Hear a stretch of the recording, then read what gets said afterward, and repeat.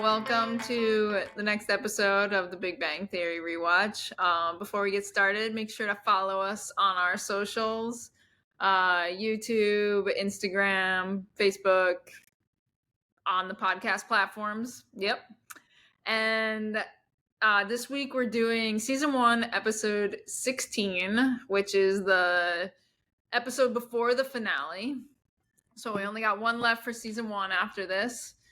In this episode, it's called the Peanut Reaction, and basically Penny finds out that Leonard has never had a birthday party before, so she wants to throw him a surprise one, and Howard's job is to get Leonard out of the apartment for a couple hours. And the Peanut Reaction is how Howard does that with his giant swollen face. So, Contrell, give me your initial thoughts on this episode. First of all, I'm not doing that for anybody. Like, let their birthday be spoiled. Like, I'm sorry. That's a good friend, though, I guess. A good friend who would bite that bullet for a stupid birthday party that the guy didn't want anyway. Let's be honest. Did he do it for Leonard, or did he do it for Penny's He did it offer? for himself. You're right. He did it for himself, for his introduction to her sluttiest friend, she said, or something like that. Yeah, he did it for himself. But so I actually enjoyed this episode. It got off to a slow start, and I didn't think I would like it, but it built up, and it had I thought it was it was a good episode leading up to the finale. And I was okay with it. It wasn't my favorite. I did think it was kind of slow. Yeah, it started slow. It definitely started slow. But Sheldon at the Best Buy type store, and he was great. And his T-shirt was my favorite T-shirt so far, to the point where I was trying to find one in there. Like, they're not hard to find. The one he has on it's like a Justice League. It has like Red Tornado and Firestorm on it. It's in your background photo there. That's this one. Yeah, it was great. Nice. For the podcast listeners, we're showing a shirt. So go see the YouTube and you'll see the shirt we're talking about. Mm-hmm. Yeah, it was a good scene in the Best Buy. I enjoyed that a lot. I felt like the characters were like very well, like, I feel like we've got to the point in the season where all the characters have been introduced really well, and you just are starting to see the characters be themselves in the different situations. And I think that's good. Even though like it still was a little bit of a slower episode. Yeah, I enjoyed it. The Best Buy scene was like one of my favorite parts, and my other favorite part was the very ending. Raj just made me laugh, like when they open the door like for the surprise party, but it's way too late, and Raj is just by himself with his shirt off singing Your True Colors. I was just like, what in the world? Yeah.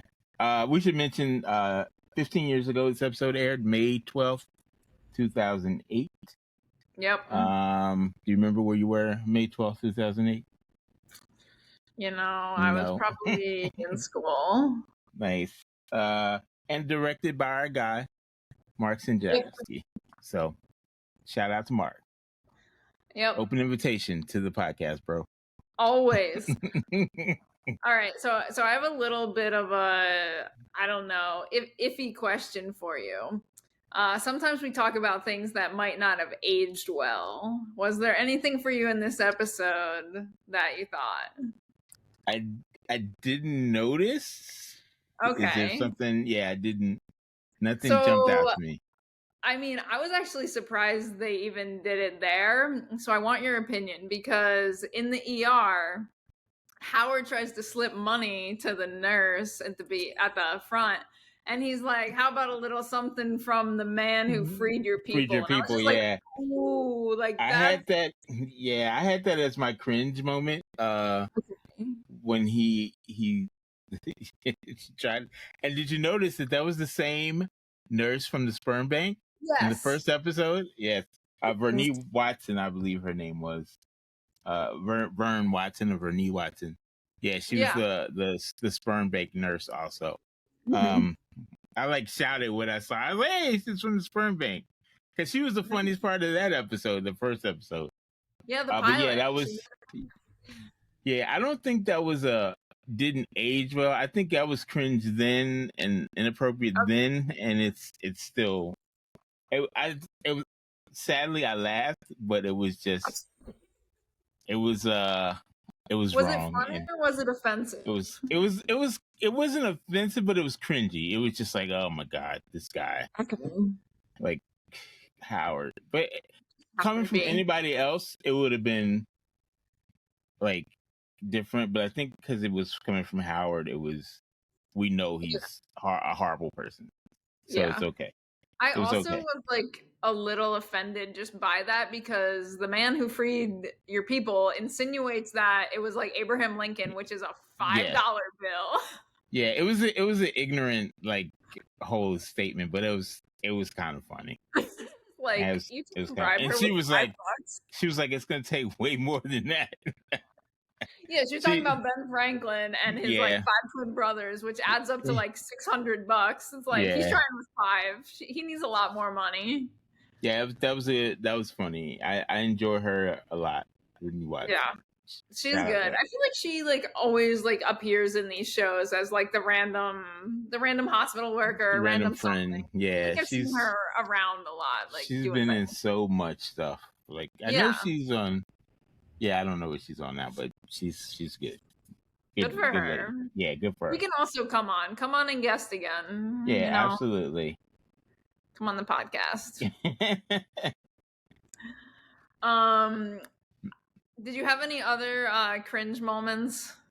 Howard said something. No, Sheldon said something about.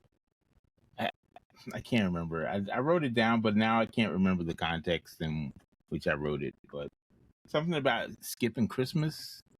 Was that this episode? Oh, he said like Leonard would have been like more successful if maybe his mother skipped Christmas as well.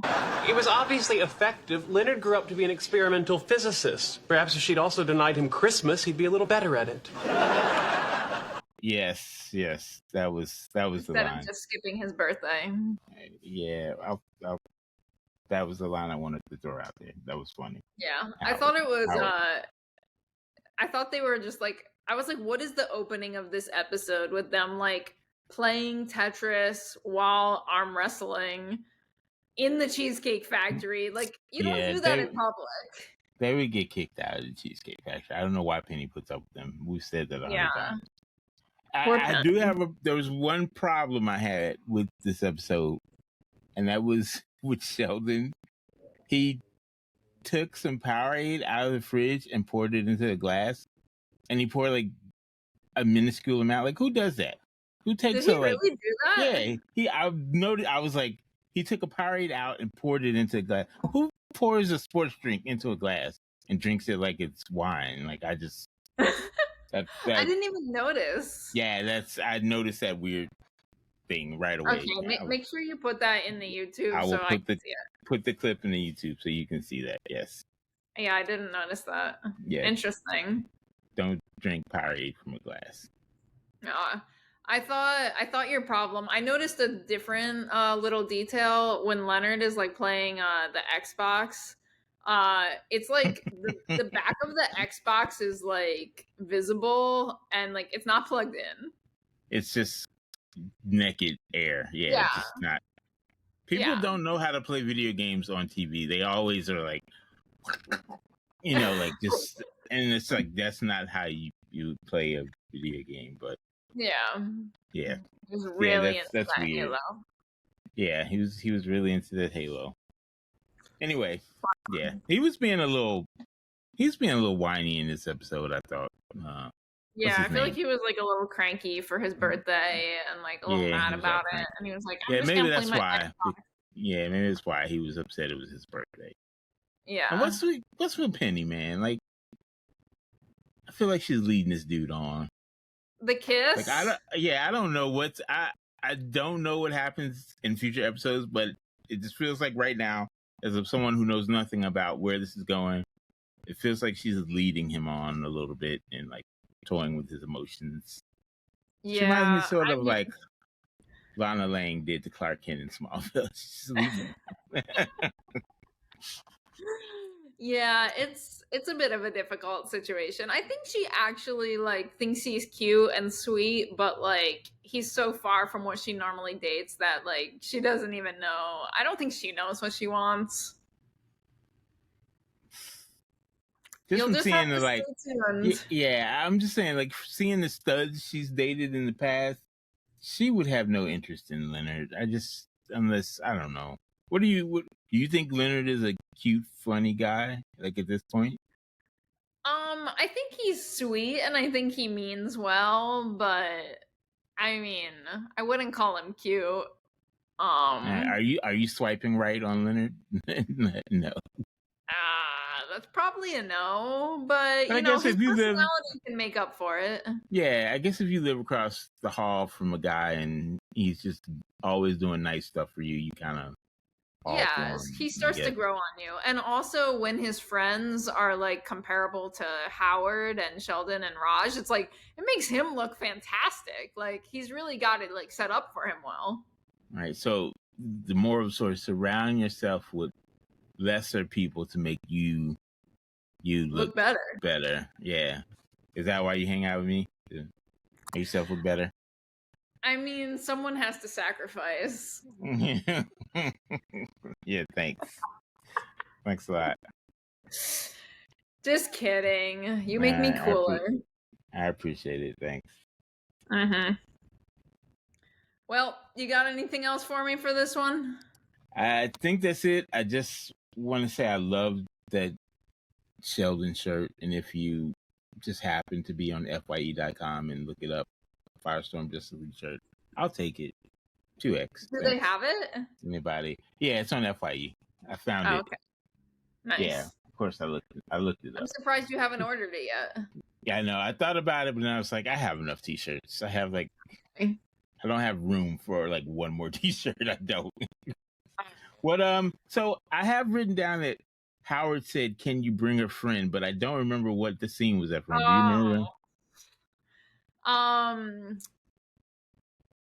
Sheldon said something like when Penny wants to throw the surprise party, Sheldon said something about like Leonard was very clear, like he hasn't had a birthday party and he doesn't want one. And Penny's like, well, he just doesn't know that he doesn't want one because he's never had one.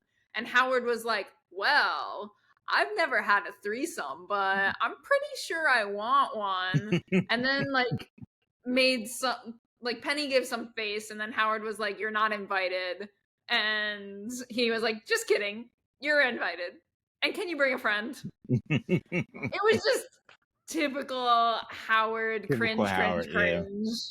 Yeah, I wrote that down, but then it like just I spaced on what it was from. It was nice. I mean, Howard had a lot of cringe in this one, per usual. Nice, yeah, he did. But MVP of the episode to me was Sheldon. Yeah. The Best Buy scene saved the episode for me, and it was just hilarious. But as a person who's done that, it's cool at first, but then you lose patience with people. So good luck, Sheldon, if you want to do that. I laughed at. He's like, well, what type of bus do you have? And the guy's like, I drive a Chevy. Like that was a clever line there. Yeah, very, very clever. And you were probably just rolling your eyes. Yeah, it's funny at first, but then when you get the 20th person that doesn't know what they're talking about, you just want to like switch professions. But he was there as a hobby, so good for him. Yeah. Go Sheldon. He was saving the people at Best Buy. Saving the people. Well, yeah, Best Buy. Whatever it was. What were they buying Leonard? A modem? I don't remember what they were buying him. Like, wasn't it like a wireless router or something? Yeah. Oh, okay. They were trying to figure out which one. Nice. With extra Ethernet ports or the happy guy on the box. I don't know. Nice. Yeah. I guess you could still shop for wireless routers. I guess that holds up. Yeah, it holds up. Yeah. All right. Cool. Nice. All right. Thanks, everyone. It's been fun. We will see you next time for the season finale, season 1. So we're wrapping this one up, and then we'll move on to the next. All right, we See you made next it. time. Season